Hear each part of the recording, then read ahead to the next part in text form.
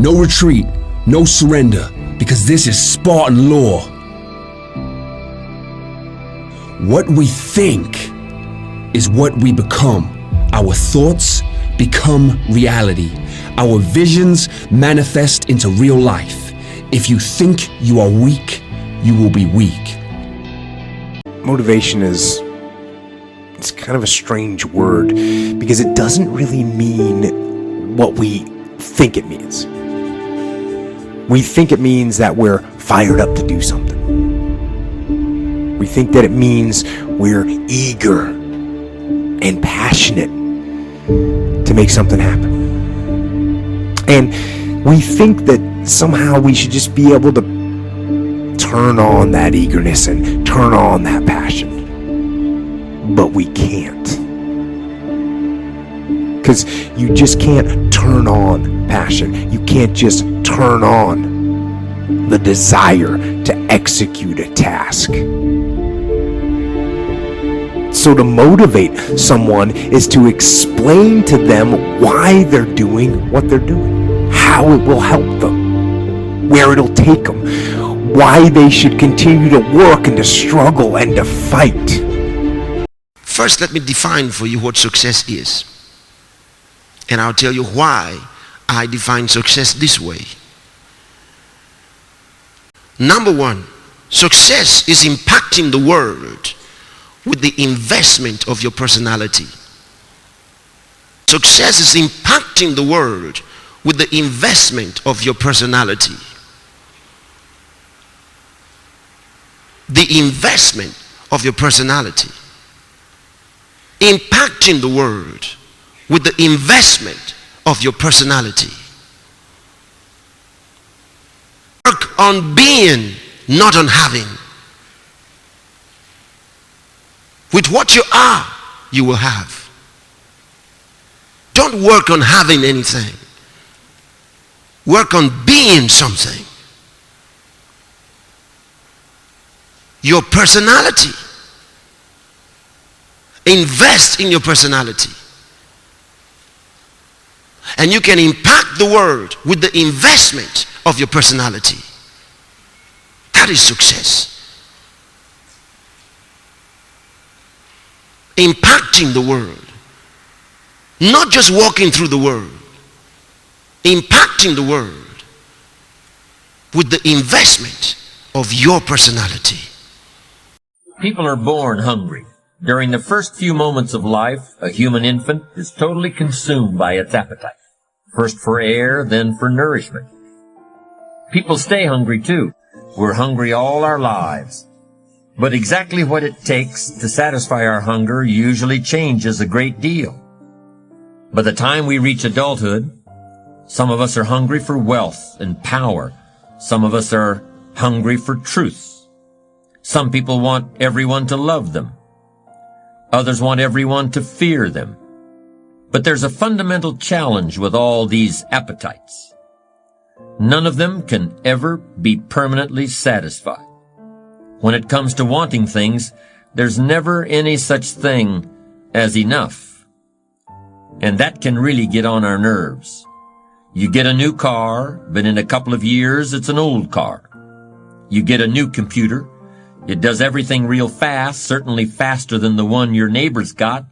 But then a year goes by and now your neighbor gets a computer that's even faster than yours. Where does it all end?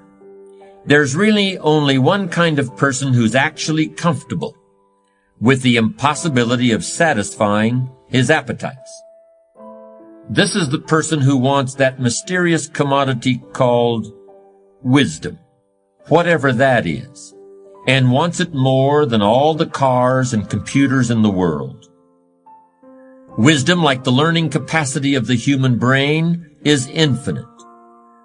There will always be more to know, and there will always be plenty of room in your brain for everything you learn. Life is a paradise, really, if you're a person who genuinely wants wisdom. We all want to be successful, and I'm certainly in favor of that, but I've known some people who literally wanted all the money they could get. Not what the money could buy, but the money itself. the nickels, the dimes, the quarters. Wanting all the money in the world is like wanting to know all there is to know in the world. Except the man who wants all the money is miserable. He'll never get it all, and he'll never think he has enough. Even if he had rooms filled with $1,000 bills, he'd still want the next man's nickel. And he'd be in pain about that, filled with envy about it. The man who wants wisdom also wants to look back over his shoulder at the other guy, but he just wants to see what the other guy is reading. And if the other guy is reading a book he hasn't read yet, he's actually happy about it. He looks forward to reading it himself. The acquisition of wisdom is not what all the mathematicians call a zero-sum game. You don't have to give up something in order for me to have it. You can give me your wisdom and now I'll have it, but you still have it too. When one person shares wisdom with another, neither person is diminished. In fact, both are made wiser.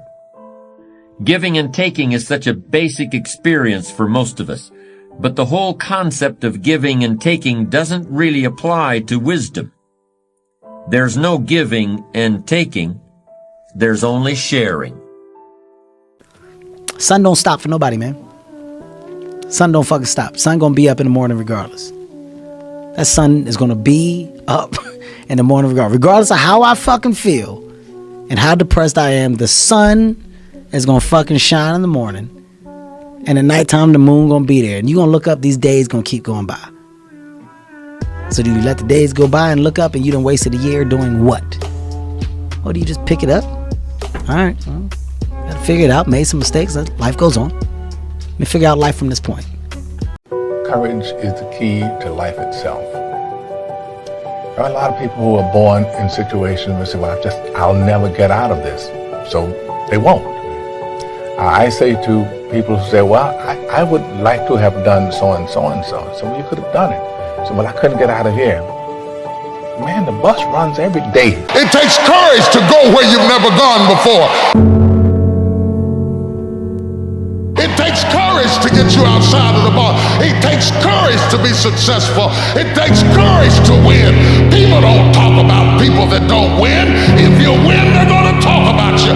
Do you have the courage to stand there though the storms keep raging and the people get to talking and you stand there and say, I've come too far to turn around? It doesn't matter the situation into which you were born. You make a choice to remain there or come out of it. It's a choice. It's not the place where you live. It's not even the circumstances in which you find yourself. It's not the bad things that are happening to you. No. When you don't have the knowledge, things will be happening to you. When knowledge comes, you'll be in control.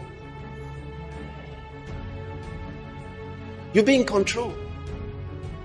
Instead of having things happening to you, no matter what happens, it is not a to you thing. You'll be in control.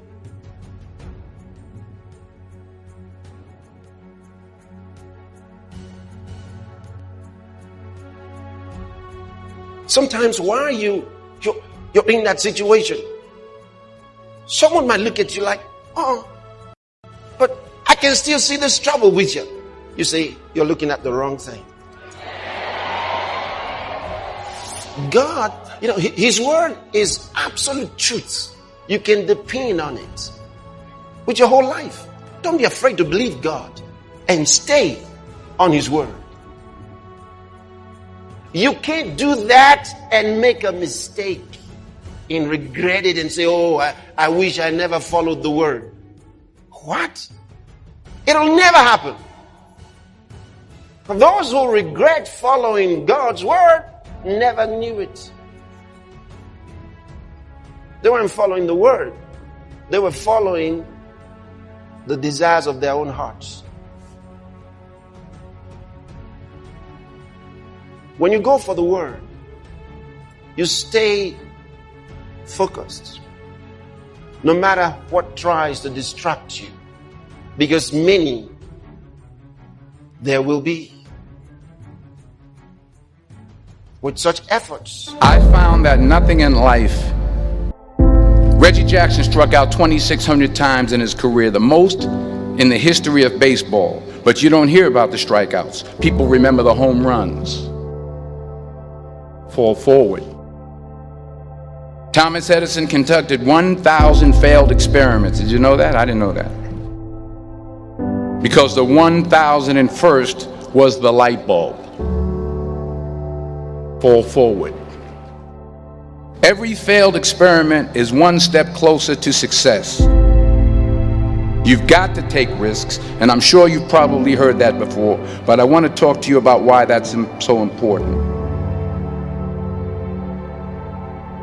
You will fail at some point in your life. Accept it. You will lose. You will embarrass yourself. You will suck at something. There's no doubt about it.